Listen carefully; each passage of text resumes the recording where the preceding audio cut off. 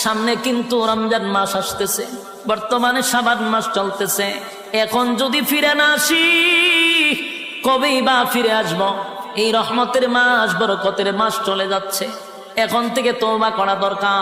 আল্লাহ আপনার হুকুম যা লঙ্ঘন করছি, তাম জিন্দেগির গুনার বোঝা মাথায় লইয়া নজরুলে রহমতের সময় যদি চোখের পানি গুলো ছেড়ে দিয়া কান্দেন আর বলেন, মালিক জীবনের সব গুনার উপরে লজ্জিত, আল্লাহ এতদিন আপনার হুকুম পালন করি নাই, আল্লাহ শয়তানের ওয়াসওয়াসায় পড়ে করছি গো, আপনি মাফ করে দেন।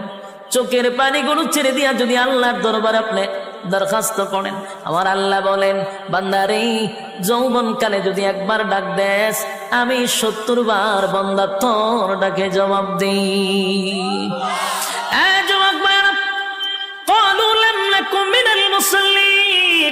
যারা দুনিয়ার জমিনে মুসল্লি ছিল না তারাই তো জাহান্নামী, এক নম্বরে জাহান্নামে যাওয়ার কারণ।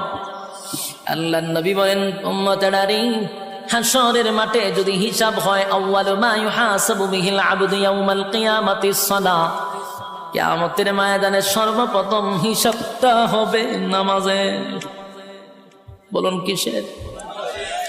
1 নম্বর হিসাব হবে নামাজ। অথচ আমাদের সমাজের মানুষ নামাজটাকে বড় অবহেলা করে, নামাজ পড়ে না, হেলায় আর কেলায়। জিগাইল হুজুর